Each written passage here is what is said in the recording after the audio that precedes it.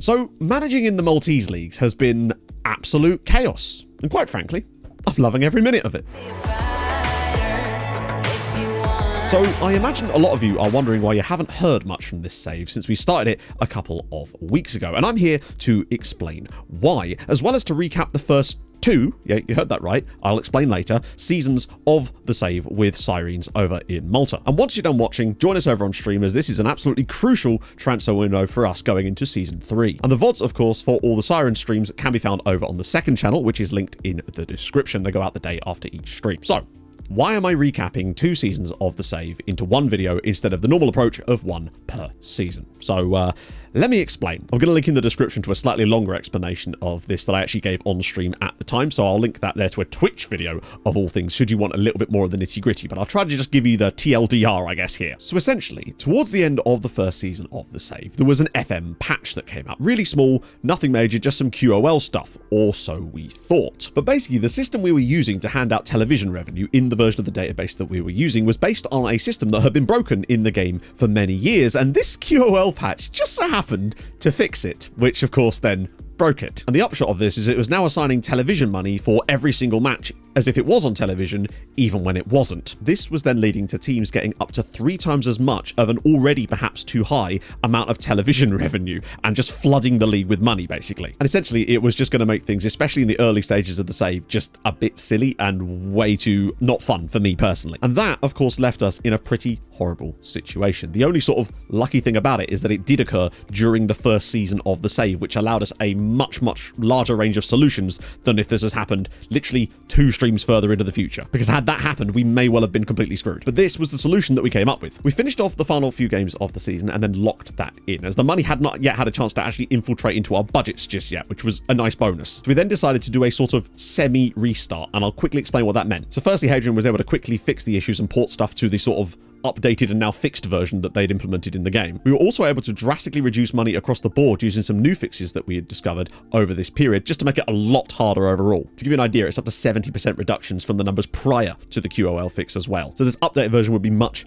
harder. I'm going to link the new database in the description to this video. It's been updated everywhere else, but just there as well. Editor God Hadrian then made me a special version of the database with all of the transfers that I had made in the first season, not just for myself, but all of the other Maltese clubs pre-programmed in using FM's new real world feature, which is really cool, and I never thought it'd be used like this. So I then restarted the save from scratch off stream and played through the first season off stream with all the real transfers exactly happening in the exact same moments across the entire league to keep things exactly the same. We also then ensured that all of the key things remain the same. So like the positions, the teams getting relegated, champions, qualifies for Europe and stuff like that, cup finalists, cup winner, cup scoreline as well, remarkably, to essentially bring us back to the exact same point for the start of season 2 with the same players in the same league with the same exact sort of setup of things, except now in a much more fun and tougher environment. And so the reason there was no standalone season 1 recap video was quite simply because the day that I would have been doing all that, I spent basically trying to fix the save, and there was then no time to record a recap video, so I knew that I had to bundle it into season 2 as well, and I will be doing that today. But I should say, I really do apologize to anybody who started off on that database and then got hit by the same bug that we did.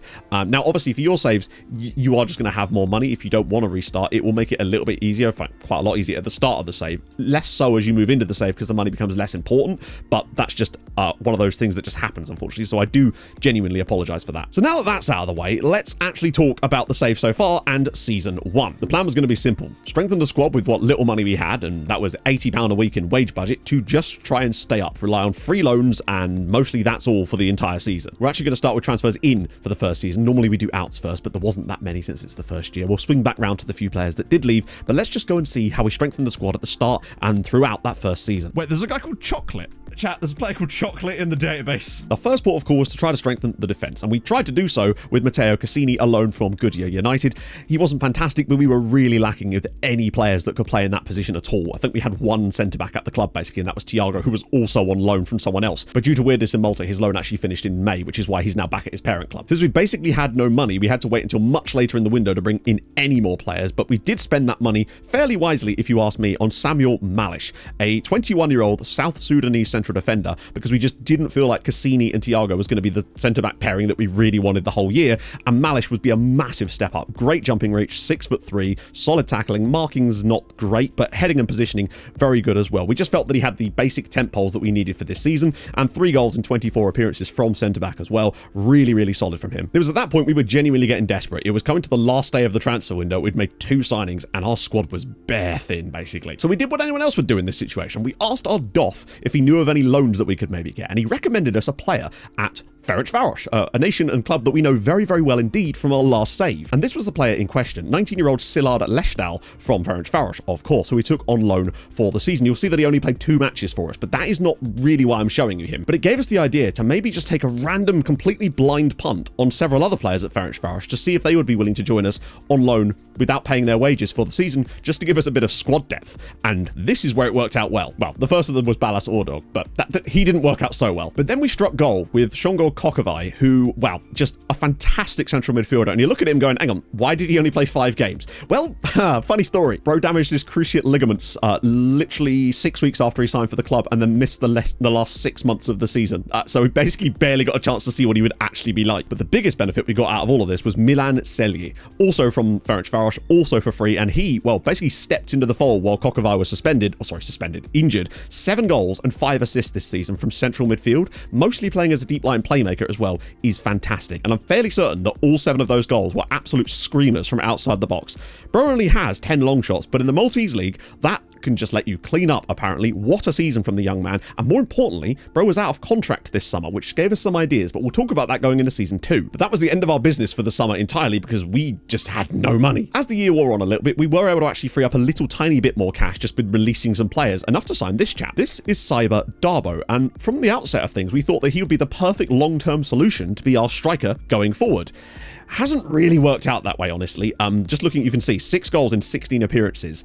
It's not a fantastic return, and I think part of the problem, I mean, you might think that having that level of composure would help, but the problem is his finishing is poor, and it actually does seem to show in the match engine this year, and he doesn't really have the physical ability to be in the right place at the right time enough, and that was really costing him. We also then brought Stefan Sessegnon in, and you're sitting there going, but he's not here now. Yeah, so for those of you unaware, Stefan Sessegnon actually played for Sirens. Now, it's weird here, because it's showing, basically, he played for Sirens last season in real life, and was then released by the club.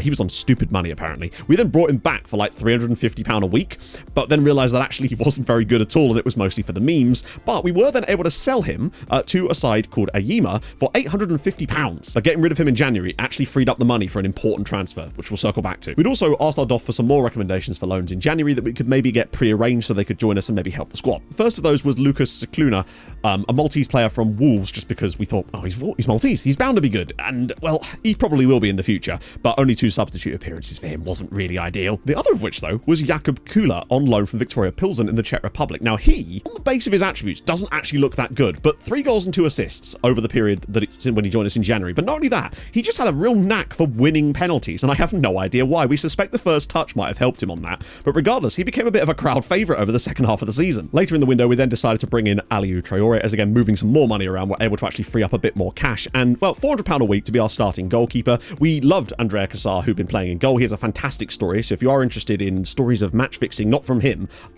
then look up his story in real life. It's absolutely fascinating. And he's a lovely chap too. But Aliou Traoré was just that little bit more quality, and we felt that it was the right move for us. And on the final day of the transfer window, we went a little bit nuts by getting a couple of cheeky little loans. First from Floriana was Kellyan Hamadi to give us a bit more strength in those wide areas, because we were really occupying with just Bismarck and Agimang for the most part, and Akadom too, but they weren't really cutting it. And on the left side, Mehdi Gachem then followed on loan from Birkirkara, again, for a similar sort of purpose really, just to bring those guys in and let them just strengthen us in the wide areas. But then lastly, we settled on probably our biggest and most important transfer of the entire season, and that was Dick.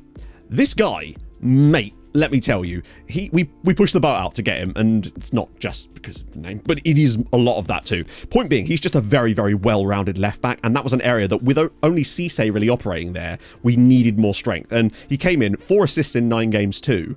It's because of that solid passing that he has. His crossing is decent too. He's even got okay set pieces, and I think that makes a huge difference for a player like him. But for £550 a week for the 21-year-old Brazilian, we were very, very pleased to bring him in on a free. And the only way we were able to do this was by selling Stefan Sessegnon to free up his wages on the final day of the transfer window. That was what allowed us to bring Dick in. And personally, I think that possibly saved our season in many ways. Dick injured, great. Tight. I am a child. Perfect. No notes. We really were becoming a massive loan army at this point, not only with the players that we'd signed, but a lot of existing loans that are at the club at the start of the save. It meant so that early on, our only Maltese contingent in the team really was, of course, goalkeeper Andrea Cassar, who did very, very well with those 3 penalty saves before sort of being phased out towards the end of the season, and right back and captain Alex Cini. Now, let's talk about tactics, as this is how we've been setting up for this season, just a sort of kind of basic 4-4-2 tactical style. It's not particularly anything groundbreaking, but we didn't need that in the Maltese Premier Division. We didn't want to be doing some weird asymmetrical stuff. I just kind of wanted to keep things fairly basic, although there are quite a few instructions. The idea with it is to sort of drag the play out wide whilst also actually focusing a lot of the play through the middle. The idea being we stretch the play out wide. It then allows the space for these midfielders to play either passes through the middle to the strikers or to make those runs. The other thing that it does really nicely is when we get the ball in the wide area, especially with the winger on the right, those byline crosses that either if they miss the strikers, then that's fine, because we either have the Mez running in at the back post along with Jakub Kula, and you might think they're getting each other's way, but they really don't. And I think part of that is possibly down to the new positional awareness stuff in the game that might have been a bit more. This may not have worked so well last year. We score a lot of goals with it, but we also concede a lot. It's chaos, and I bloody love it. And if you just sort of wanted an idea of how we've been mostly setting up this season in the team, this is kind of how it's been, with Traore in goal, Cini pretty much the only right back at the club. It's mostly been Thiago and Samuel Malish in the defensive side of things. Lestal hasn't really played a lot. Dick and Cisse alternating in the left back spot, mostly Hamadi in the second half of the season, with the left side being Kula, Bismarck, Akadom, and also Mehdi Gachem as well. The midfield has mostly been Sellier and Donsu, although with Kokovai out, that's not really helped us. Up front, we've been trying to make sure that Dabo gets goals, but it just hasn't really been happening for him, sadly. Frank Boateng has been the absolute hero this year with 21 and 7 assists. Unfortunately, he's another loanee, along with, you can see, Pereira Hinestroza. We do have permanent striker Nixon, but he can't seem to stay fit or score a lot of goals. So, with all that, how do we then perform in the league? Well, in truth, we actually started with a bang and a huge 5-2 victory away at Hamroon, giving us huge hope that we could actually maybe do something this season. You know, Boateng scoring a pen, just goals for days. We were quickly brought back down to earth though, as we were hammered at home by Birkirkara. But then 2 draws and 2 wins in our next 4 matches, as well as progressing against the 3rd tier side in the cup, actually left us 3rd in the league after just 6 games. And at this point, we were dreaming of Europe and what could possibly be. And then we lost 4-2. And then we lost 4-2 again. And then we lost 4-3. And then we were dumped out of the cup by a 3rd tier side on penalties. And then we drew 3-3. And then we lost 3-2. And then we drew 2-2. Somehow we'd managed to take only 2 points from our next 6 league matches, despite scoring a minimum of 2 goals in every single game. I told you it was a little bit chaotic in Malta. It is still fun though. And I will just say that it is testament to how good and fun the match engine is this year, that we were not getting even slightly salty about this. It was just a joy to watch, even with our opponent's goals. It was just great, although a little bit frustrating, you might say. And somehow that had left us all the way down in 8th spot, and now starting to actually worry a little bit about relegation if we couldn't get a win very soon. But a new stream brought new challenges. So I'm trying out a little tool today. That's what a sentence that is.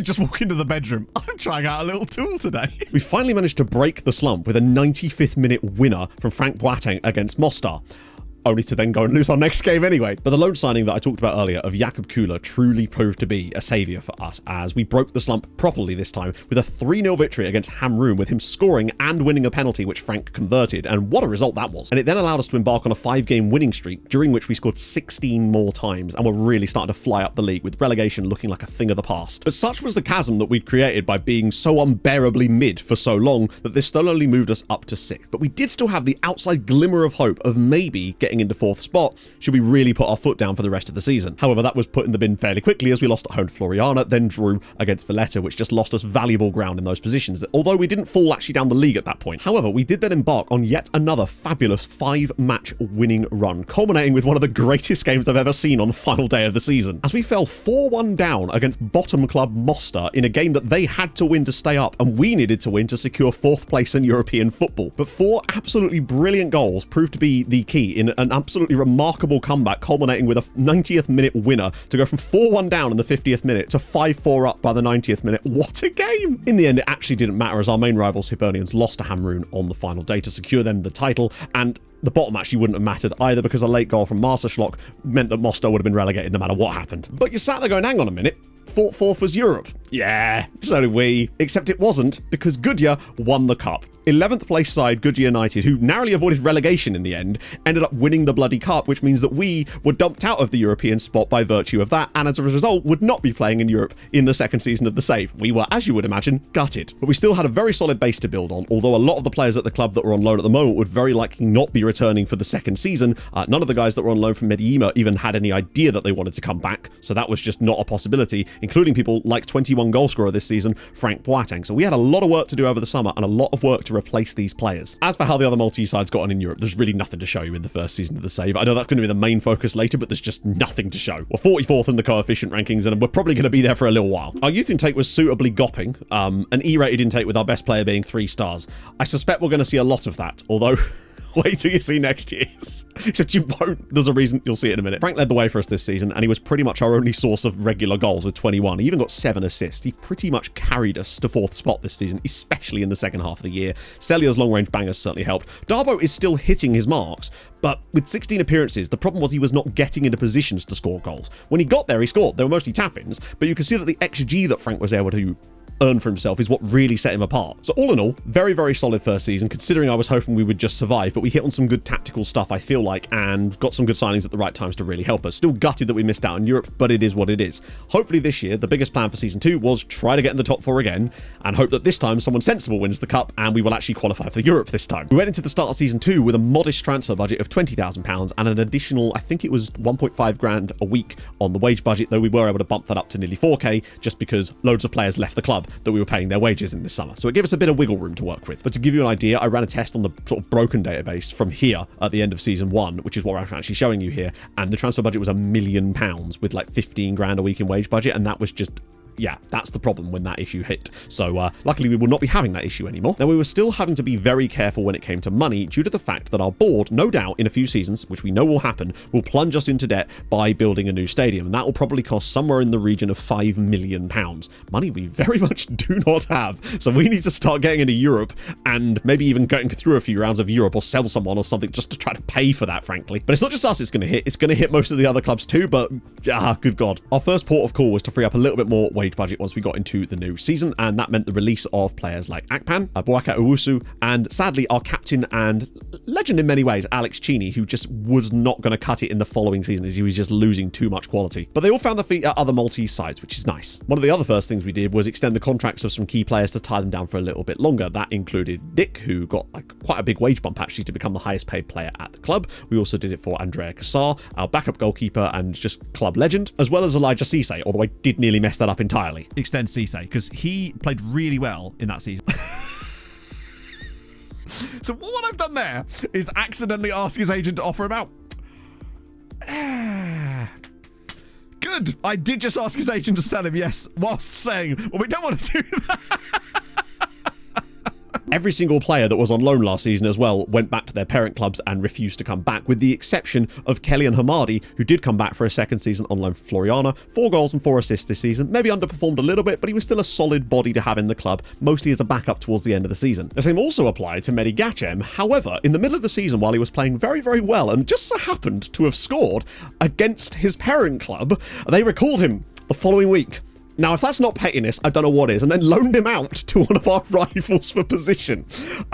So, yeah, there you go. GG Birkikara. You're never getting any loans in the loan farm, just saying. We really were sad to lose Frank Boateng and Kwasi Donsu, though, as they've been key cogs in that first season, would be very difficult to replace, even though we were paying their full wages, and it's going to be tough. We were, however, able to sell Sasha Borg to Goodyear United, who, of course, were now newly moneyed in Europe, and that got us £25,000, which was just a nice little bit of extra money for us to potentially spend and reinvest into the squad. As Nixon Guillaume was let go on a free transfer to go to Figueirense back in Brazil, and my God, is he earning a lot of money there now compared to what he was doing here. He just could not do it here for some reason. So, and with Cyber Darbo not performing particularly well for us and was now causing trouble in the squad as well, we managed to arrange a loan to a Malian side, USFAS, where they were actually going to pay us £110,000 to loan him, which we thought was fantastic. There was an option on the end of it, but it coincided with the end of his contract, so we knew that was never going to happen. And as it happened, he ended up coming back in January anyway, because he was performing poorly for them too. But then we were able to fob him off on a free transfer to Sleemer Wanderers in the top flight. Meant that we made no money, but it did also get his wages off the bill, and they're now paying him £700 a week, which, honestly, it's your funeral. So we were in a really good spot with our finances at this point. Well, sort of. We'll come back to that. But our first order of business was to find some strikers, because all of ours had now been either sent back to their parent clubs or they had been released and joined other teams. And we settled on first option Jean Botouet, who had been released by Ajaccio over in France. He seemed to tick a lot of the boxes that we were looking for, had good temp poles on his dribbling, finishing, first touch, a little bit low on the composure, and that pace did worry us a little bit, as he kind of reminded us of Darbo, but the options at this stage were a little bit thin, and £675 a week was a good amount to be giving a player, but at this point we did actually have the money, and it was a 2-year contract, so at the very least, if he didn't perform in the first season, we could at least sell him. And 8 goals and 5 assists this season out of 19 appearances is actually not awful, but it could have been better from him, really, particularly as he got injured before the season started, and then when he finally did return to the team, well, this happened with his first touch. Jean's first touch in the ball as a... Jean's first touch of the ball as a Sirens player, and he's been down injured. We then started to strengthen at the back again with Ishak Kamara. Now, you could see that technically he knows nothing but defending, and that's kind of what we wanted. We just wanted pure, outright defenders, and we've really focused on that. And I think he's been solid for us this year. 3 goals, 1 assist, but he's a centre-back, and he's just done the basic things correctly. And at 23 years old, still a bit of room to improve potentially, and on a free transfer from Sierra Leone inside Bow Rangers, you can't really go wrong. Almost every one of these free transfers that you're going to see has come from their agent bringing us the player who's completely unattached or has a club, but we know everything about them due to their agent, and we've just taken some punts on a few guys, and frankly some of them have worked out quite nicely, and it's meant that our squad has become extremely eclectic with some of the wonderful nationalities in it. This combined with DOF recommendations has pretty much been our entire scouting strategy so far. We've not really done any actual scouting ourselves, it's just been loans from the DOF recommendations, free transfers from the DOF recommendations, and players whose agents have brought them directly to us, and that's such a good strategy in the early stages of any lower league save. We then did pick up Milan Celia on a free transfer from Ferencváros. Since they were releasing him anyway, we figured we'd take him. Unfortunately, he didn't really find as much game time this season. You can see only 3 appearances. Just wasn't the same player as he was in season 1, sadly. It's a bit of a shame, but it is what it is. He'll almost certainly leave this summer, and if we can get, maybe 50k for him, that would be quite nice. He is actually wanted by someone, don't know who. Of course, it's Hammering.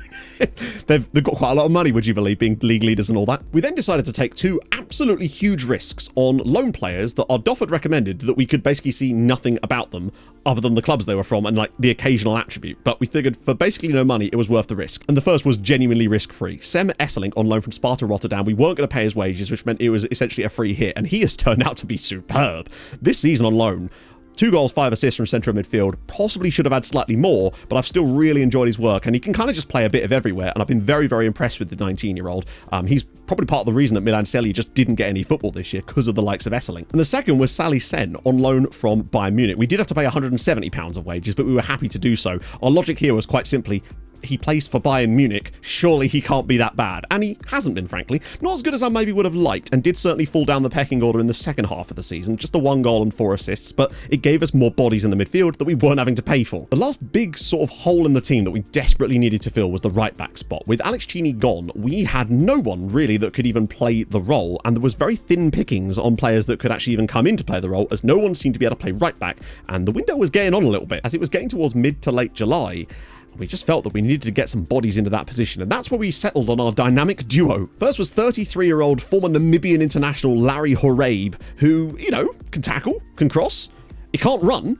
He will never get fast enough forward to actually make any of those things happen, but he's there. The second was 35-year-old Gambian international Gideon Chacon, who again can tackle and he can cross, but man has the stamina, well, he has the stamina of me, frankly. But he used to play for a team called Green Buffaloes. What more do you want? He's actually out on loan now. Such was his lack of game time for us this season. Shows the levels of desperations we were at, particularly when you look at the wages we had to pay to make these guys happen. So we were now into the final month of the window, and with Darbo gone, our striker options were looking very, very thin on the ground indeed. We needed a strike partner for Botouet, and potentially a rotation option should we receive any injuries there. So we did what we've done, and asked our DOF again if he had any ideas. And at this point, man just started recommending players in Argentina for no reason. So we decided, you know what? They're cheap enough. Let's take some massive swings on these guys and see if they're any good. First came Rodrigo Granillo, and bloody hell did we luck out on him. £300 a week was a bit of a risk for a player that we literally couldn't see any of his attributes, basically. We could see like a couple of things, but it was mostly just ranges on barely any of these things. Point being, though, with that kind of temp pulse, finishing first touch composure, he's pacey, he was very, very solid. But look at that, 14 goals and 10 assists in the top flight this season. Rodrigo has been a monster for us,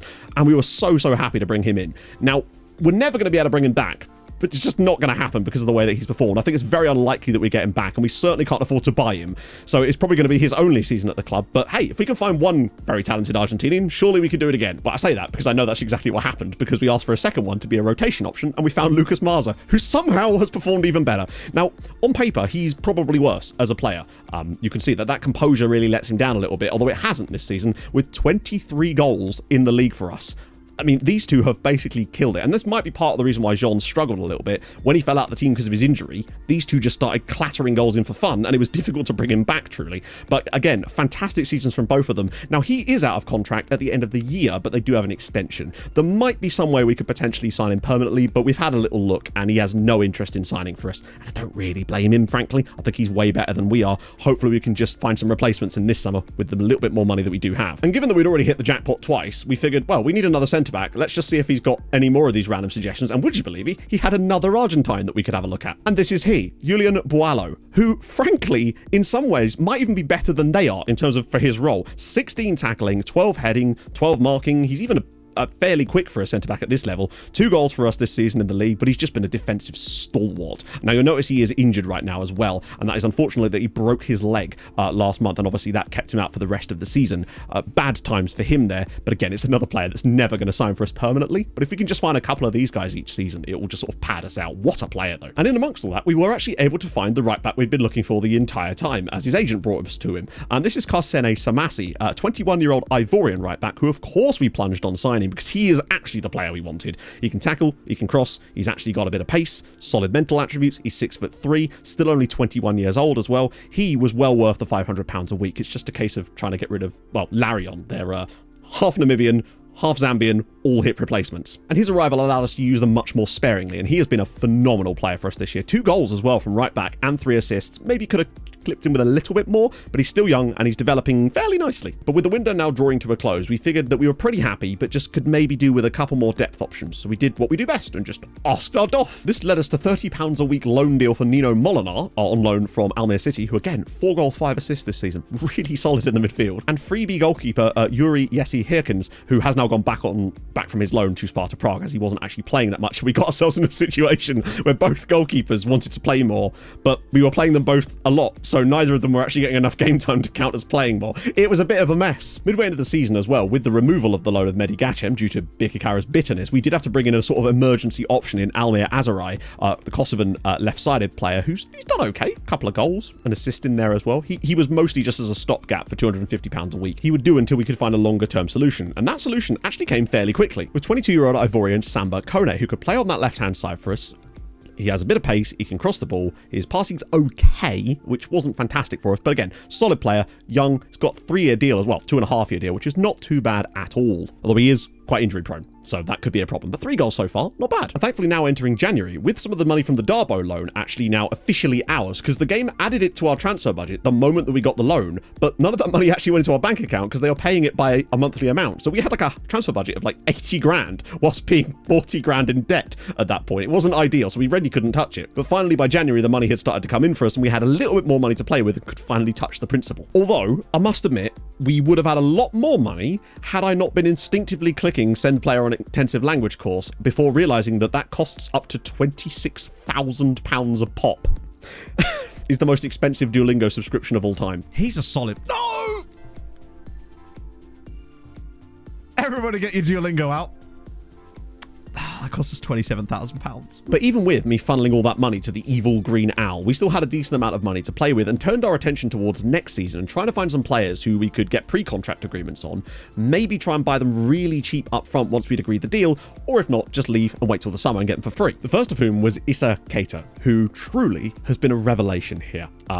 We signed him up early, then paid the 6.5k to bring him in now, and for £300 a week, he's pacey, he can cross, he can dribble, he can finish, he can kind of do it all, he can pass, and boy has that shown. In 12 appearances in the league, he's already netted 7 goals and 4 assists in the second half of the year. He has been responsible for a lot of our form in places this year, as you'll see when we get into the league stuff, but he has been a fantastic signing for us, and on a 2.5-year contract gives us real support on that. We then splashed out on our biggest outlay of the entire save to this point to bring in Rafael Ndong from Gori over in Senegal, but we just loved him because of his temp poles. Solid heading, amazing marking, positioning and tackling are really, really good for this level. He was 6 foot, but had 14 jumping reach, actually had a bit of pace about him, and we felt he would be the perfect man to complement our backline, particularly with Samuel Malish starting to become slightly disgruntled and would most likely leave the club. And also, that left us with a backline of Dick and Dong.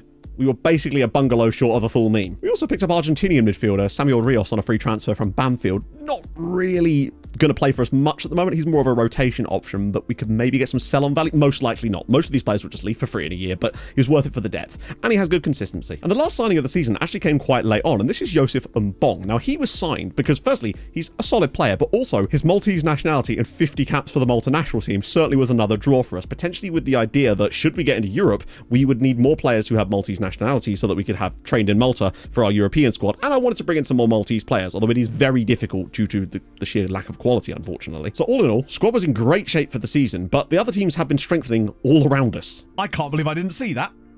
Desmond Tutu. Jabbar just going, well, of all the Argentinians, it's a real player as well, by the way. This isn't like a regen. What's his full name? Good question. Would you believe his full name is Desmond Tutu? Newly promoted Zabar had been using their Argentinian managers' sort of scouting knowledge to bring in some ridiculous players from Argentina, and it had really, really helped them, but it didn't help them losing their star player on the opening day of the season. How bad is it?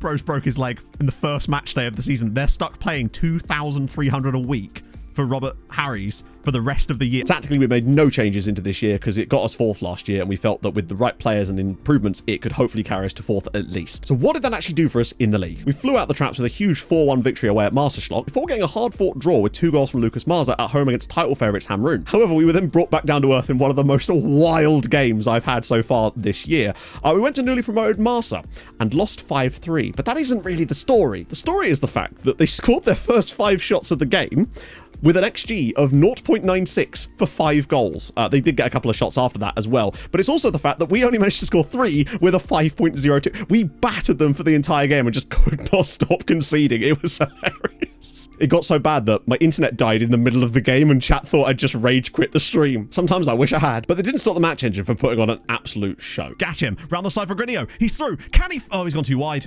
He's gone so... Oh my God! Did you see that pass? I love the match engine. We did, however, manage to get 3 more wins in a row in the league and also progression in the cup out of that, though. A couple of points dropped to Valletta didn't matter too much, as we then entered an insane pair of matches where we scored 12 times, including a wonderful 7-5 win, which truly, I know that there's some complaints about too many goals in FM at the moment, and I think this kind of does indicate that we won a game by 7 goals to 5. It was just mental. It also featured one of the coolest free kick routines that I've so far seen in FM24. This was a classic. Oh, hang on a minute. Wait, what? No. Oh! Did I mention how much I love the FM24 match engine? We were then able to sneak through in the cup, despite some strangeness from the goalkeepers. For us, because it means we'll just know a little bit more. What the fuck? Sends it clear, says the match engine. Doubt. 3 more high-scoring wins then followed after that, leaving us top of the league after 12 matches and genuinely wondering if we were on for the title. Naturally, that then jinxed things as we drew the next game at home to Gajira and then lost to, well, title favourites Hamrun before being beaten at home by Marseschlock as well to really put us down the league and completely out of the title race. We did at least gain progression to the quarter-final of the cup this time to help us get a little bit more money in and dig us out of the Duolingo chasm that I had created, and I suspect part of the reason for that is probably because I can't count, apparently. We have 6 games. That's 7. Me.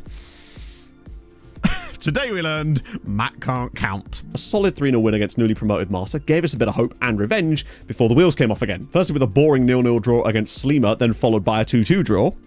And then another 2-2 draw, seeing us just hemorrhaging points at this point, and also going out of the cup to Hamrun fairly easily at the quarterfinal stage. On the plus side, they did go on to win the entire thing, meaning that at the very least we knew that if we did get fourth this season, we'd actually be guaranteed European football for the first time. But then something just clicked, and we remembered how to score, but more importantly, we remembered how to defend, probably for the first time in the entire save. We then went on a 4-game winning run with an aggregate score of 17-0. Random 2-0 defeat against newly promoted and high-flying Jabbar put us back a little bit, but we knew that if we could win our second to last game of the season, we would grab and be guaranteed second spot in the league, which we duly delivered with a 6-0 romping against Balsan Youths, followed by a 3-2 victory on the final day to really kill things off with a nice smile. And all that in the end actually left us 5 points clear of third place Birkirkara, and also incredibly Marseschlock getting into the top 4 this season, mostly due to Hibs and Valletta and Floriana being appalling this year. It allowed for some interesting stuff as Jabbar coming up from the second tier, signing all those Argentinian players and very nearly qualifying for Europe in their first season.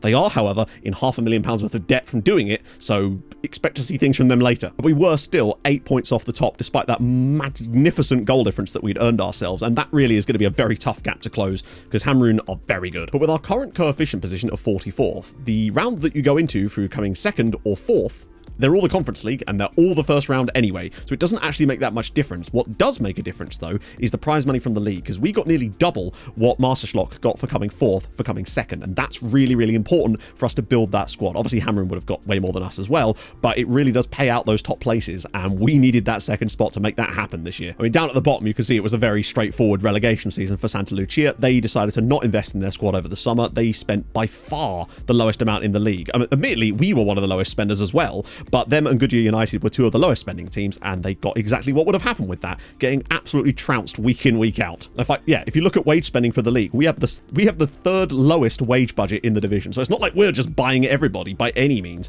but you can see that newly promoted Zabar are up in 5th there, spending nearly £900,000 a season, which is nearly double what we're spending as a team that just got second, so we're doing a good job of managing the budget. As for the Maltese sides in Europe this year, we are going to talk about it a little bit. It did not go well. Hamrun were routinely knocked out of the Champions League qualifiers by Zrinski Mostar, as you would imagine, but did manage to progress past an Andorran side before being beaten by Dinamo Minsk in the 3rd round of qualifying for the Europa League. But they at least won a tie. Same cannot be said for Birkirkara, who were dumped out of the Conference League qualifiers in the 1st round by Progress Niederkorn of Luxembourg. To give you an idea of just how far we have to go, Floriana didn't do much better either, losing to Ararat Armenia of Armenia in their 1st round leg. Not a lot of points coming in, you see. And surprise European entry, Goodyear United, well, I mean, they got their asses handed to them by Dundalk. That was always likely to happen, frankly. They just got absolutely spanked in both games, and the way they finished the season sort of shows you what they weren't at that level. All of that sees us earn a grand total of 1.125 points in Europe this season, which does see us actually go up in our coefficient in terms of our number from 8.125 to 8.5. Good times, you might think, except no, because actually we're going to drop down 3 places next season to 47th due to the successes of Albania, Estonia and Montenegrin clubs this season. It means we're actually going to be 47th, and I believe that is by far the lowest I've ever had one of my nations in one of these. The only way is up. And as for the youth intake, well, it was so bad that every single player was not kept at the club because the best player in our youth intake, and that's why I can't even show you it here, was 2-star PA. I've never seen a youth intake with the best player being 2-star PA, and every other player was 1.5 or lower. It is genuinely the worst youth intake I've seen since I've been playing Football Manager. And it's going to continue for a while, I suspect. But again, the only way is up. Stats-wise, it really was a domination fest from Marsa and Granillo. I mean, 40 goals between them this season was fantastic. The 11 assists that Granillo got too. I mean, they literally had, 27 goal contributions for Marsa and 28 for Granillo in all comps. Which fantastic. However, we won't have either of them next season, most likely. So that is another gap to fill. Botue, he improved towards the end of the season, had some good games in some of our big results, but he does need to step it up a little bit, at least getting some assists. Keita, what a signing he was, though. 8 goals, 5 assists in 14 matches as well, from wide positions, and that's the real key part about that. He wasn't playing through the middle. He can finish, he can create stuff. He is going to be crucial for us in the coming seasons, I suspect. And a full season with him, I wouldn't be surprised to see double digits in both categories. And the last player that I really want to highlight from this season's success has been Dick. 10 assists, and we kind of felt that he had that in him based on what we saw when he joined us in January last season, and it's just continued. A couple of goals goals from him as well, bangers, obviously, but 10 assists from left back is very impressive. Only, I think, 2 or 3 of those will have been from corners, which is pretty impressive. He has really good crossing from open play, and he also has the lovely long pass on him, which he likes to bring out occasionally too. He's just been a fabulous player for us this season, and long may it continue. Now, due to our higher league finish this season and our reduced tithes to the evil owl, we have managed to save a bit of extra cash this time around, and the board have blessed us with a transfer budget of £180,000, which is not bad for second spot. That gives us a chance to maybe do some stuff for Europe. 4k in wage budget as well, which is okay. Our plan is to assign around about £60,000 to £80,000 of this budget to scouting so that we can actually get the European package, with the idea of going on the amateur and non-contract player hunt, so we can get some slightly younger players in using the Belgian amateur method and things like that to allow us to get some players that could maybe count as homegrown in a few years and not have to pay any money for them. That's really the key thing here, and hopefully make us a little bit less reliant on loan players, because it is really hard to do long-term planning when you're pretty much unsure, or mostly sure actually, that most of those players will not be returning and it's going to be a fresh crop. And it also helps for me just build more of an investment in the players, although I really have invested in most of these, as I know a lot of stream chat are, but we want to make sure that we get some permanent players long term, and we're starting to move towards that now anyway with some of the signings over the second half of the season. The loans are going to be mostly for depth at that point, and then we'll still rely on the DOF obviously, because we don't have that much scouting knowledge still, but we'll get there slowly but surely. The one player we have signed up ahead of next year is Djiby Diop, and I think he is going to be key for us. He's going to be on £400 a week, which is not bad at all. He's a really solid central midfielder, and given that we're losing 3 loanees from the middle of midfield, he is going to be one of those spots filled immediately, and I'm pretty pleased with him. Another permanent signing. Africa is really doing fantastically well for us, not just for us actually, for the other Maltese clubs. There's a lot of players being signed from Africa as well, just because I think the geographical positioning of Africa and Malta means that players are actually more likely to join us than perhaps they would a lower league Italian side, even though the reps are slightly different. I think that makes sense. So sorting out our squad, building it into something hopefully really, really cool, and tackling our first potentially, and maybe even only, European games is what we're going to be doing over on stream right now. So join us over there immediately. Thank you very much for watching. Back to normal services after this, and yeah, if you have enjoyed, drop a like. If you're new to the channel, subscribe, and I'll see you guys very, very soon. Hold your gun, capybara, see you in the streams. Bye-bye.